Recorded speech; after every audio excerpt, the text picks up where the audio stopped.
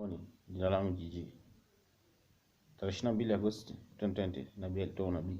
Nimeona bomu likirushwa, lakini halitakwenda vile inavyotakiwa. Mungu Yupo Kazini. Naiombea kwa jina la Yesu. Amen. We begin with breaking news out of the Afghan capital, Kabul. The Vice President has survived what appears to have been an assassination attempt.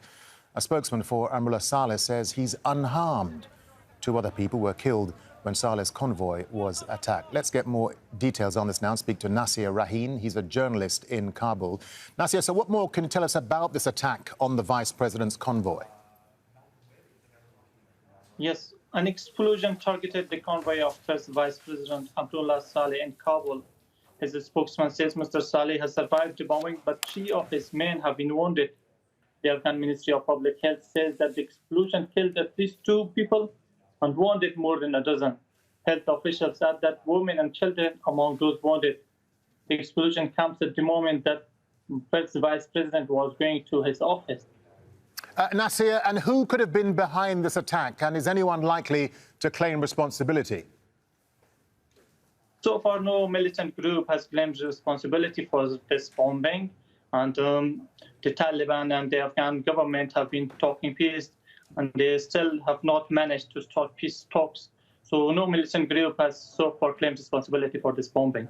Yeah, and this isn't the first time that Amrullah Saleh has survived an assassination attempt. Why has he become such a target, do you think? Well, first Vice President was former head of NDS, the Afghan Intelligence Agency, and he also survived an early attack last year, where his office was targeted by militants. More than a dozen people were killed or wounded in that attack. And the Afghan Ministry of Police says that 2 people have been killed and more than a dozen wounded, and no militant group has so far claimed responsibility for that bombing.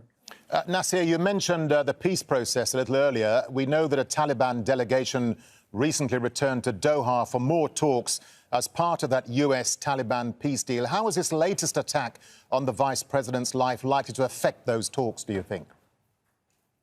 Well, the first latest remarks of First Vice President Amrullah Saleh was that he said that the Afghans are not going to deal on their values, but they will definitely start peace talks, but they will never make deals on their values, and we will not compromise on very important things that Afghan people have. But the Afghan official has not said anything about it, but the talks are expected to start in coming days. The Afghan Minister of Peace says that the Afghan delegation will soon depart for Qatar for the start of peace talks. The Taliban spokesman has said that more than 80 prisoners are still in the Afghan prisons. And the Afghan National Security Council says that they are not holding any Taliban prisoners, and they have released all the Taliban prisoners according to the list they have been given by the Taliban. More than 6 Taliban prisoners who were really dangerous and were transferred yesterday to Doha, Qatar, and the talks are still facing some problems because both sides are making excuses in this regard. OK, Nasir Raheen, thank you very much indeed for talking to us. Thank you, Nasir. Thank you.